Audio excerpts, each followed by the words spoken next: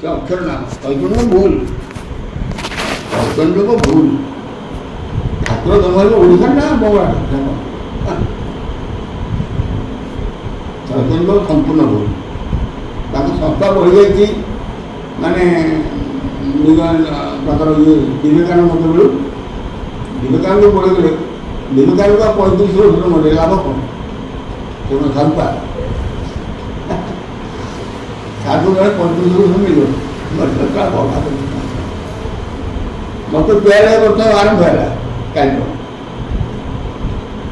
42 ପଡ଼ିବ କାହାକୁ ଦେହକୁ ନା ଆପଣଙ୍କୁ ନାଇଁ ଆପଣଙ୍କର ବୟସ ଶରୀରଟା ତ ଅଛି ଆଉ ଶରୀରର ବୟସ ନାଇଁ ଦେଖୁଛି ବର୍ତ୍ତମାନ ମୋ କାମ ଛାଡ଼ିବାକୁ ପଡ଼ିବ ତ କାମ ତାର ସମୟ ଦରକାର କେତେ ଦିନ ଅଛି ଆଉ କେତେ ଦିନ ଅଛି ଦିନ ଆଉ 25-26 ଭିତରେ ମାନେ ପଳେଇଯିବି ଭାରତକୁ ମାନେ ପୃଥିବୀ ଦାୟିତ୍ୱ ଆସିକି ଏଠୁ କୋଉଠିକି ଯିବେ ଏଠୁ ଆଉ ଗୋଟେ ଉଦୟଗଡ଼ ଏଟା ଉଦୟଗଡ଼ ଖରଖର ହେଇଗଲାଣି ଯେଉଁ ଉଦୟଗଡ଼ ପାର ଧରି ଡେଳା ଉଦୟ ହେବ ଅନାହାତ ଧରି ସବୁ ଦିଲ୍ଲୀପୁର କମ୍ପିବ ଚୌଦୁଦ ଭକ୍ତ ଆସିକି କହି ହୁଏ ବେଟ କାରଣ ସେମାନେ ଖଟିଏ ଡେଳା ହେବ ଏଇ ଯେଉଁଟା ସେତେ ମୋର ଘର କାମ ହେଇଗଲାଣି ଉଦୟଗଡ଼ ବି ଅଛି ଉଦୟଗଡ଼ ଯେଉଁ ସାଧୁ ଥିଲେ ସୂର୍ଯ୍ୟ ସିଦ୍ଧ ବାନା ବାବା କୁଆଡ଼େ ଯିବେ ବାନା ବାବା ବାନା କି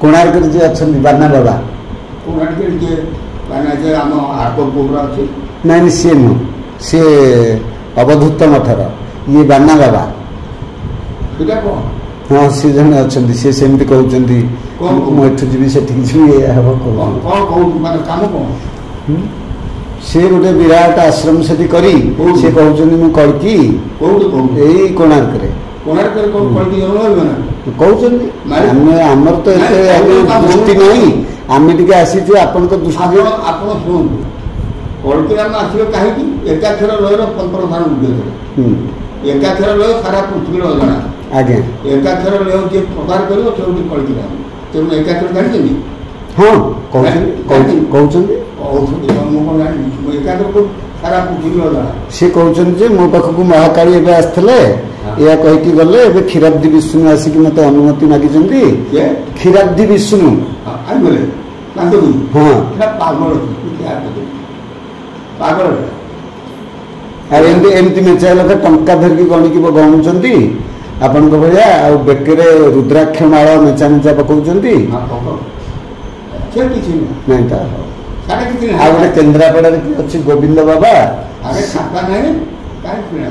ତ ମାଳିକା ଖାତା ଛାଡ଼େ ନାହିଁ କୋଣାର୍କରେ କିଛି ହବାର ନାହିଁ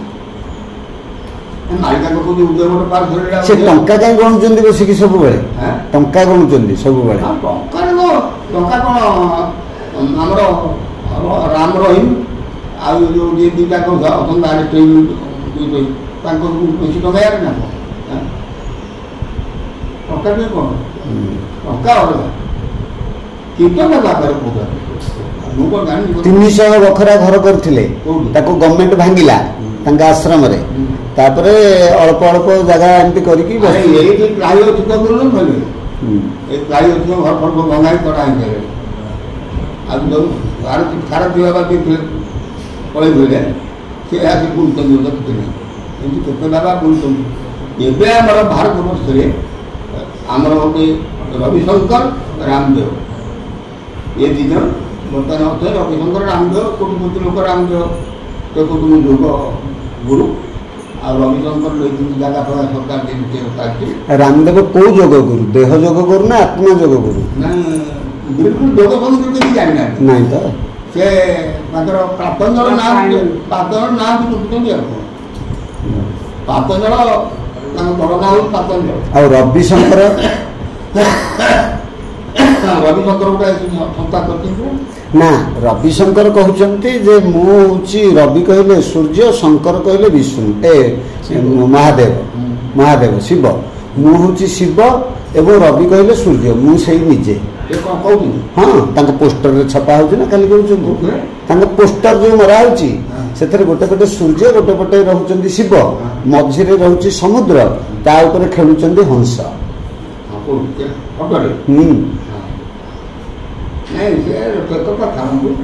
ରବିଶଙ୍କରକୁ ଆପଣ ଦେଖା କରିଛନ୍ତି? ହଁ, ଆମ ଅଫିସକୁ ଆସିଥିଲେ ସେ। କୋଉ ଅଫିସ? ଏଇ ସମ୍ବାଦ ସମ୍ବାଦ ସମ୍ବାଦ ଆପଣଙ୍କର? ଆଉ ସେଇଠି ଆମେ ଥିଲାବେଳେ ଚାକିରି କରୁଥିଲୁ ଆମେ, ସେ ଆସିଥିଲେ, ଆମେ ତାଙ୍କୁ ଦେଖା କରିଥିଲୁ 10 ବର୍ଷ ତଳେ। ସିଏ ଜୀବନର ଶୈଳୀଟାକୁ ବତଉଛନ୍ତି, କିନ୍ତୁ ହଂସ ତ ଗୋଟିଏ ଆଉ କ'ଣ, ଜୀବନର ଶୈଳୀ କ'ଣ?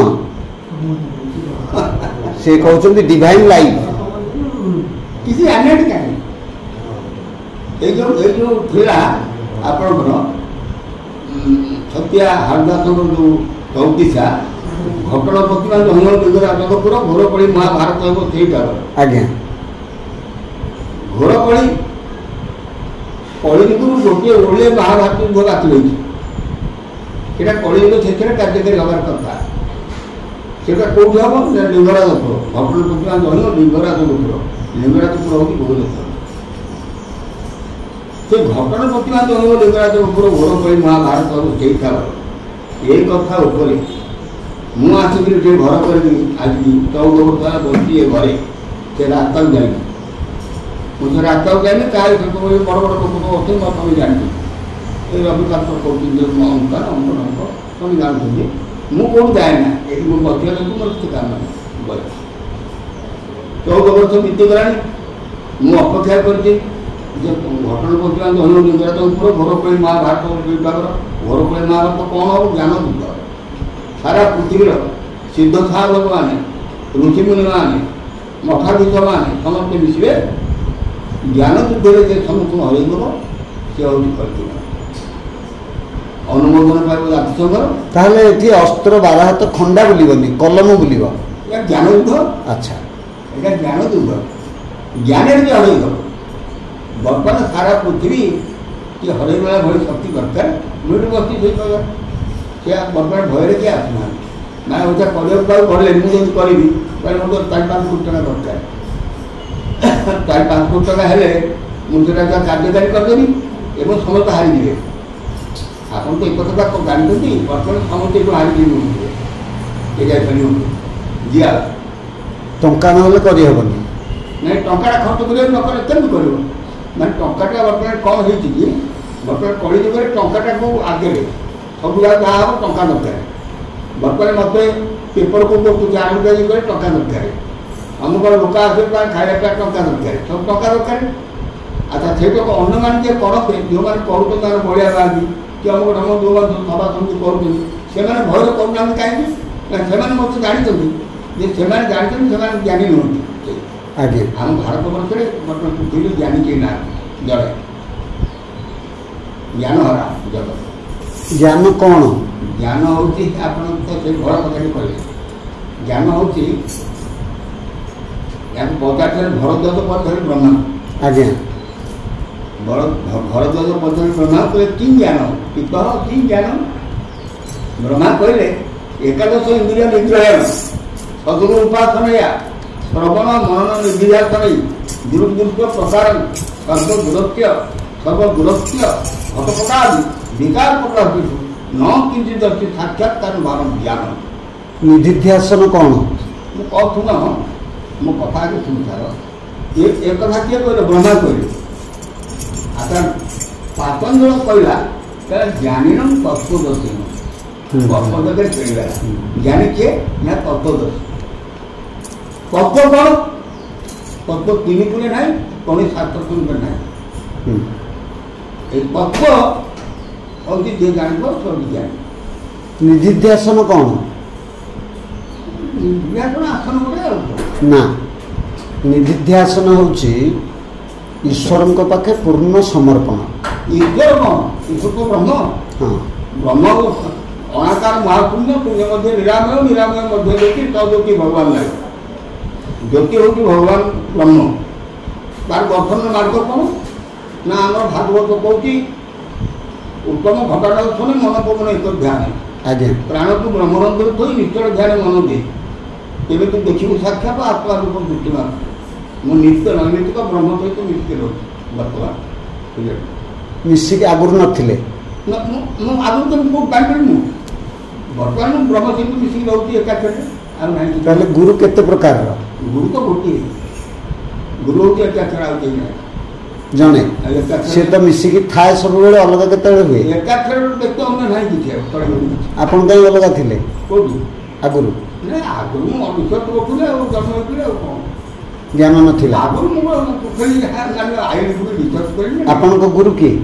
ମୋ ଗୁରୁ କେହି ନାହାନ୍ତି ମୋର କେହି ଗୁରୁ ନାହାନ୍ତି ଜଣେ ଯିଏ ଆସିଲେ ସେ କିଛି ନୁହଁ ଗୁରୁ ମୋର କେହି ନାହିଁ। ମାନସ ଗୁରୁ ଅଛନ୍ତି କିଛି ନାହିଁ ଗୁରୁ ମୋର ଗୁରୁ ଶାସ୍ତ୍ର ଶାସ୍ତ୍ର ମେନ୍ ଶାସ୍ତ୍ର ଶସ୍ତ୍ର କ'ଣ?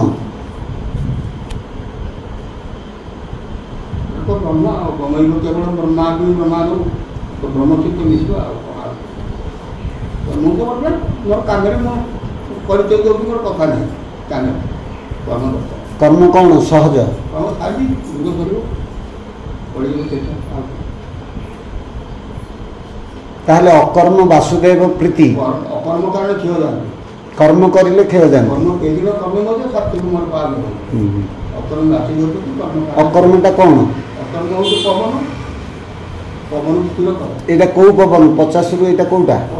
ପବନ ତ ଗୋଟେ ଯାଉଛି ଆଉଛି ବାରଣ ହେଉଛି ମନ ଥରେ ତାକୁ ଚିହ୍ନି ନାହିଁ ପବନ ଗୋଟେ ହଂସ ହମ୍ ସଙ୍ଗ ଦୁଇଟା ପବନ ଗୋଟେ ଯାଉଛି ଗୋଟେ ଆଉଛି ସେଇ ଓମ୍ କି ବ୍ରହ୍ମା ବ୍ରହ୍ମର ନାମ ସ୍ମରଣ ଏ ଦୁଇଟାକ ମିଶିକି ହେଇଛି ଓଙ୍କାର। ହମ୍ କ'ଣ? ହମ୍ ହମ୍ ଗୋଟେ ଶବ୍ଦ ହମ୍ ଗୋଟେ ଶବ୍ଦ ସମ୍ ଗୋଟେ ଶବ୍ଦ ଦୁଇଟା ଆଉଛନ୍ତି ଉପରେ କିଏ ଉପରେ କିଏ ଉପରେ କିଏ ହଂସ ତ ଗୋଡ଼ାଏ ଆପଣ ଗୋଟେ ଦୁଇ ଅକ୍ଷର ସିଏ ଆଉ କ'ଣ ଏଟା ଧଳା ନା କଳା? ଏଇଟା ଏକାକ୍ଷର ହବ ଆଉ ଧଳା ନା କଳା? ବର୍ଣ୍ଣନ ହେଇପାରେ ନା ବର୍ଣ୍ଣନ ଅଣାକ୍ଷର ଉପାଡ଼ନ ରୂପକାର ନାହିଁ। ତାହେଲେ ଏଇ ଯୋଉ କୁର୍ମ କର୍କର ନାଗ ଧନଞ୍ଜୟ ଦେବଦତ୍ତ ଇଏ କିଏ?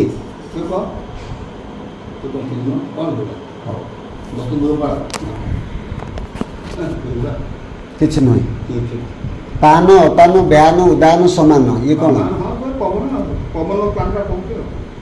ଇଏ କୋଉ ପବନ ତାହେଲେ?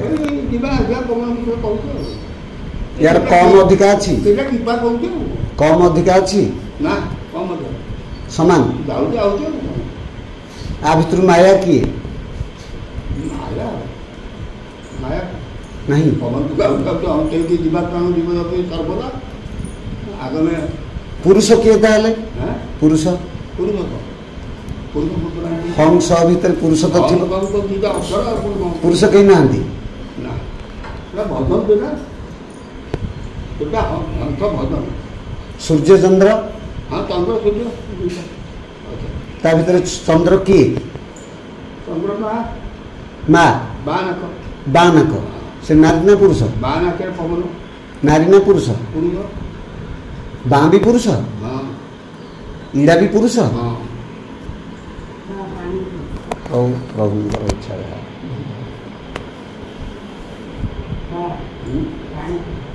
ହଁ